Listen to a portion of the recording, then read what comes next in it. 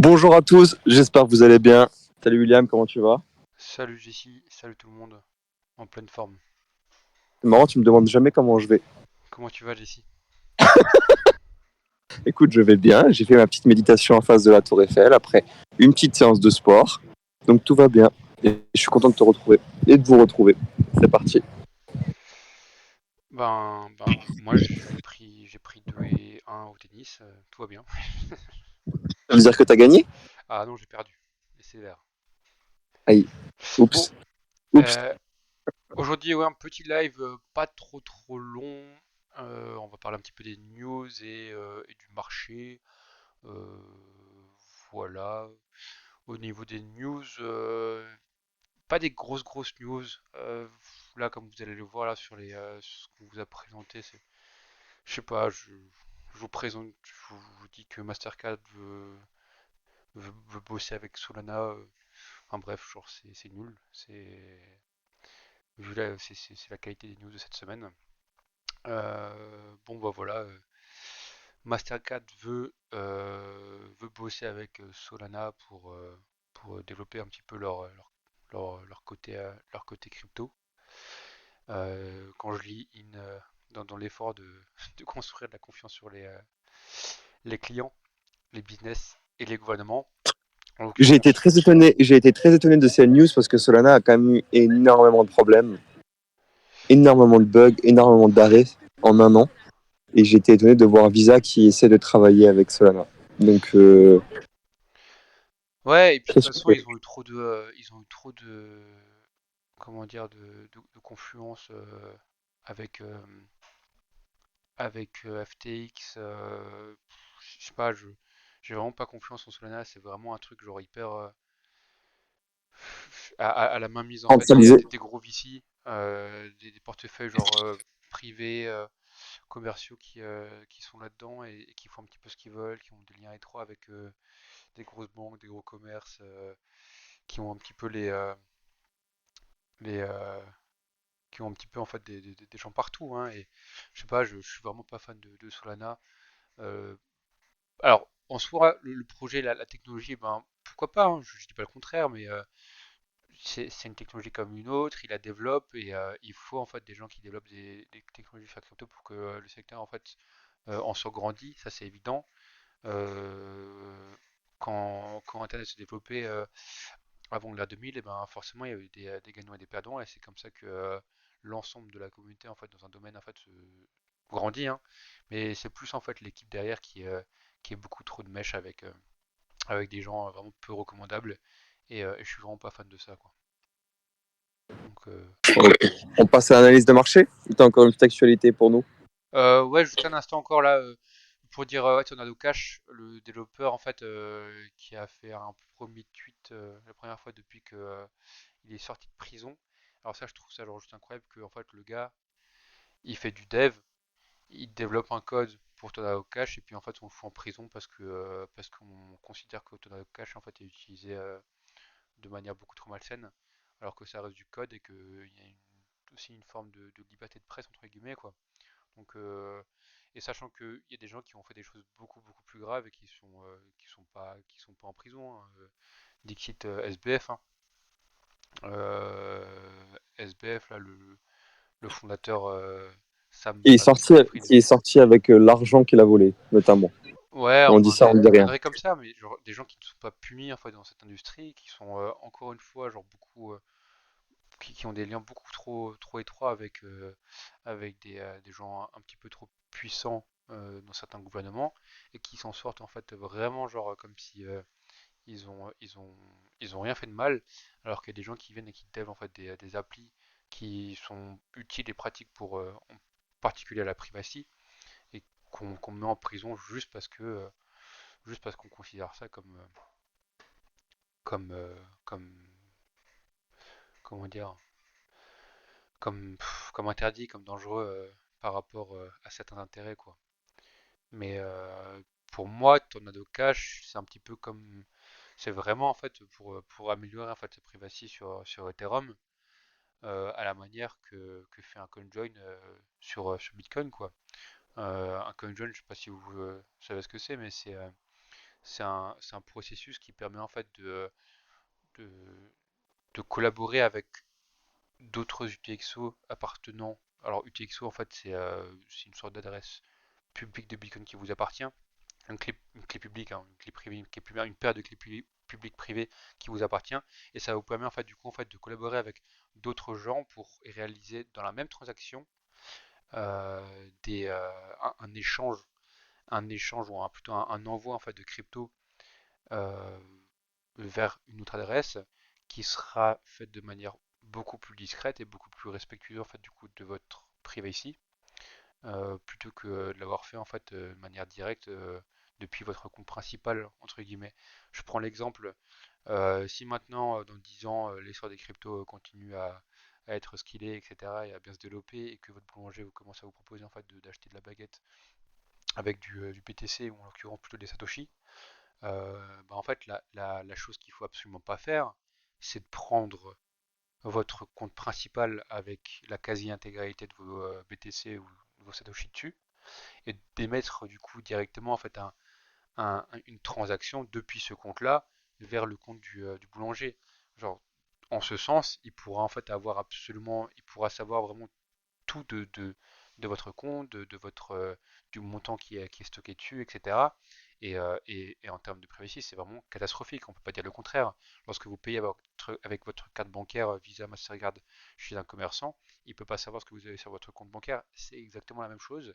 Et c'est pour ça qu'il y a des protocoles comme Tornado Cash qui ont été développés, pour que les utilisateurs gagnent un petit peu de privacy dans ce monde d'une blockchain où tout est de base, tout est public Transparente. et transparent, quoi.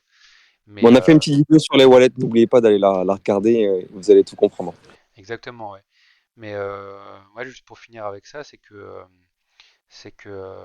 bah forcément, ça peut être utilisé par des gens qui sont peu scrupuleux, mais même des protocoles comme Tornado-Cash, c'est très compliqué de venir blanchir entre guillemets des sommes très importantes, parce que ça se voit rapidement sur ce genre de protocole, et après du coup on peut suivre en fait les transactions en 30 sur 30, et puis on peut par déduction en fait essayer de définir quelle transaction sur 30 appartient à quelle transaction, à quel wallet entrant, et voilà, tout simplement.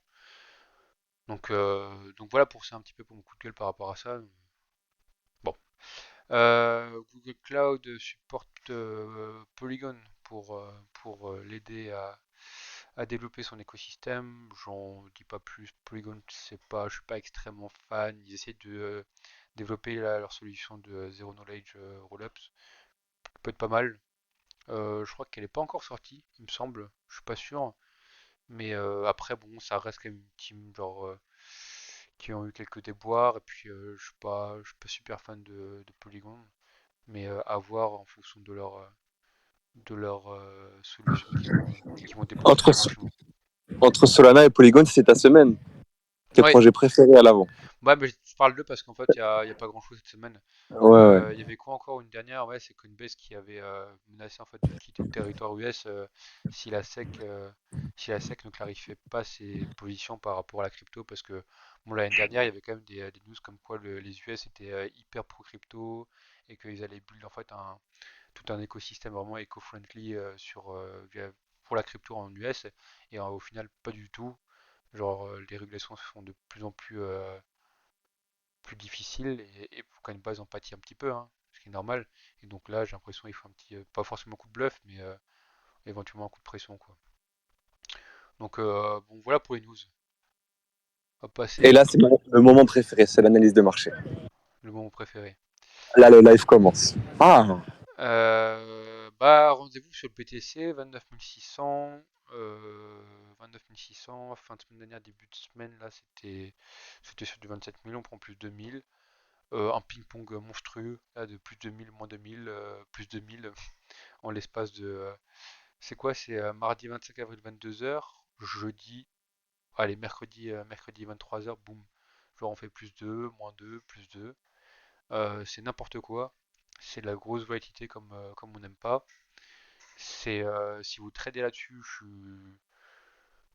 c'est hyper compliqué. Je suis certain que 95% des gens qui essaient de trader ça, ils s'en prennent plein la gueule. parce que ça va très vite, il faut être vraiment genre derrière ses écrans tout le temps. Ou alors mettre des stop loss vraiment genre ultra serrés et des take profits qui sont pas vraiment super gourmands quoi. Donc voilà pour ça. Euh, j'ai pas vu de news en rapport avec la grosse baisse. Je sais pas, d'ici genre t'as entendu un truc? J'avais vu qu'il y avait eu une vente de, je crois, 165 ou 65 bitcoins par un portefeuille qui s'est réactivé après, je crois, 8 ans d'inactivité. J'avais vu un petit truc passer comme ça, mais est-ce que Mais de là à avoir 165 une chute, bitcoins ça suffit pas pour faire basculer le marché de 2000 comme ça. C'est pas plus? ou c'était plus, j'ai pas envie de dire de bêtises, mais j'ai vu qu'il y avait un ancien wallet qui s'était réactivé. Et puis après, c'est fidèle aussi au marché, hein. Le marché, il est jeune, il est volatile, et surtout, on voit qu'il est de plus en plus manipulé. Donc ça prouve aussi la présence des fonds d'investissement.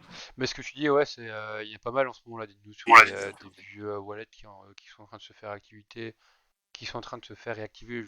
Alors que ce soit vrai ou pas, je m'en fiche, hein, c'est pas trop mon problème. En général, de toute façon, on voit que les montants correspondent même pas en fait à un volume trading journalier, donc c'est pas vraiment ça qui. Si un jour il y a le wallet de Satoshi pas le wallet de Satoshi, mais je crois qu'il y a un wallet avec plus de 1 million de BTC bloqué dessus qui se réveille, bon là on pourra peut-être un petit peu se poser des questions. Si je dis pas de bêtises. Mais bon, maintenant. Voilà pour ça. Donc on tanque bien le marché là sur la zone entre 27 000 et 30 000, hein, c'est ce qu'on avait défini depuis très très longtemps. On est toujours dans cette zone-là, super active, super volatile, on ne sait pas ce que ça va donner. C'est vraiment très compliqué de définir une position acheteuse ou vendeuse ici parce que, alors vendeuse, oui, si vous y êtes depuis janvier, bah c'est peut-être beaucoup plus prudent, bien évidemment. Mais par contre, une position acheteuse, ça peut partir dans un sens comme dans un autre très rapidement. On peut le voir en l'espace d'une heure, ça peut prendre en l'espace de allez, 4-5 heures, on est sur du plus 2000, moins 2000 en termes de variation, ce qui fait plus 10, moins 10, hein. Ouais, voilà, plus 10, moins 10%. Ça peut aller super vite dans la crypto et c'est pas une zone, c'est pas une zone où le trading est facile. Ça c'est clair, ça c'est évident. Donc,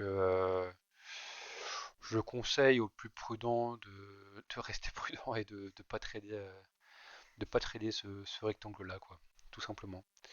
Le rectangle où on stagne depuis quasiment un mois et demi, ça commence à faire beaucoup d'ordres qui sont posés en haut et en bas, et ça peut très vite faire des allers-retours de manière assez rapide. Un petit peu à la manière de ce qu'on avait décrit, c'était quand, c'était où, je crois que c'était ici. À un moment, il me semble qu'on avait dit que où c'était à ce niveau-là, sur le second ou le troisième live qu'on avait fait ensemble fin janvier, on avait dit que l'aller-retour pouvait être assez rapide éventuellement et qu'on pouvait encore prendre toute la liquidité qui était présente. Euh, Attendez, je prends juste mon crayon. Toute la liquidité qui était présente ici, avec cette mèche-là, et puis après on remonte. Je crois qu'on l'avait quasiment call en live, et puis voilà, mais ça c'est des manœuvres qui sont assez classiques dans le monde du trading.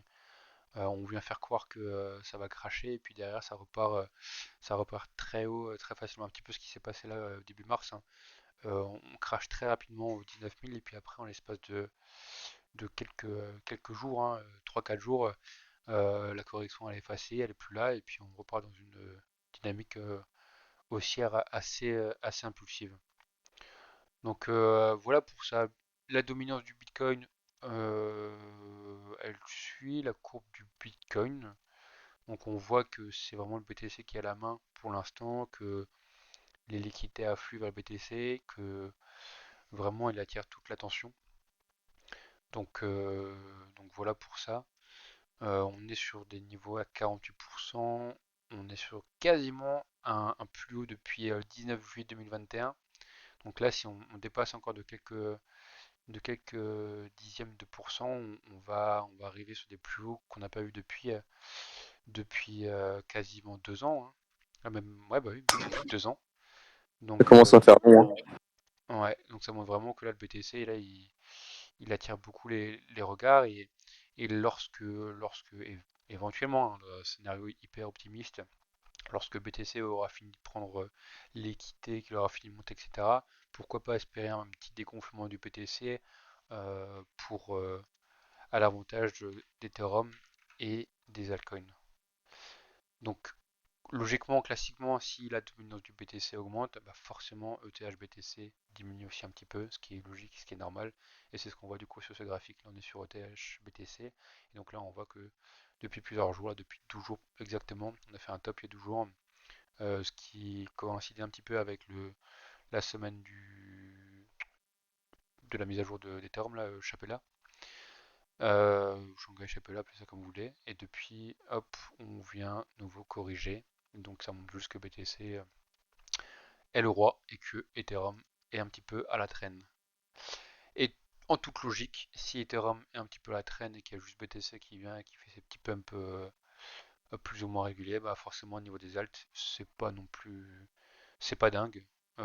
C'est pas dingue. Je suis content pour Atom. Il nous a fait une belle mèche avec un plus bas pas vu depuis janvier 2023. Et ça, je suis assez content parce que j'aime beaucoup quand on fait des mèches de réjection comme ça. Une mèche de réjection, c'est-à-dire que c'est que bah, en fait vous avez une grande mèche qui, dans la variation de la journée, on vient chercher un plus bas et directement on ferme pas en bas. Enfin, si maintenant on avait vraiment une bougie en fait de fermeture, une bougie baissière avec une fermeture vraiment à ce niveau-là, pardon, je prends mon pinceau, là ça aurait été vraiment un peu plus bearish parce que ça aurait montré qu'il y aurait eu très peu d'acheteurs et que les vendeurs auraient pris beaucoup de dominance par rapport aux acheteurs. Alors que là, ça a été vraiment racheté massivement. Rien que la mèche en fait basse, il y a 7% de variation. Et derrière, on vient réimprimer une petite dynamique haussière qui est en train de se retrouver. Donc à voir ce que fait Atom. Mais en tout cas, il m'a bien surpris. Je ne pensais pas qu'il aurait pu être capable de faire ça vu la gueule de Atom là ces derniers jours. Mais il nous a fait un bon mouvement et je suis plutôt content par rapport à ça.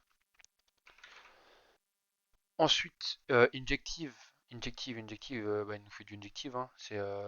Il vient frôler les 9,9 il y a quelques jours, il y a 12 jours, en rapport avec le pic d'Ethereum. Derrière, il perd, je crois, il perd 30%, non? Ouais, c'est ça, il perd 35%. Et ensuite, eh ben, il reprend, il reprend 44. Il Là, reprend 44, il stagne, et puis il est on ne sait pas ce qu'il incroyable. va faire. En fait, il est intenable, Injective. C'est un petit peu le gamin turbulent, on ne sait pas ce qu'il va faire. Bah, Bah c'est ça. Non, c'est vraiment, c'est ça. Je sais pas. C'est pas pour l'investisseur prudent ce genre d'actif. Ça c'est clair. En tout cas à ce moment-là. À ce moment-là. Voilà pour le marché. Rien de d'autre, rien de particulier, rien de d'autre intéressant à dire. Donc je sais pas si tu avais encore un petit commentaire à faire, Jessie. Ou sinon on peut arrêter le live. Non, pour moi, c'était parfait. Encore une belle analyse. Merci beaucoup. Merci à tous. Bon, on se retrouve la semaine prochaine alors. Allez, passez une bonne semaine.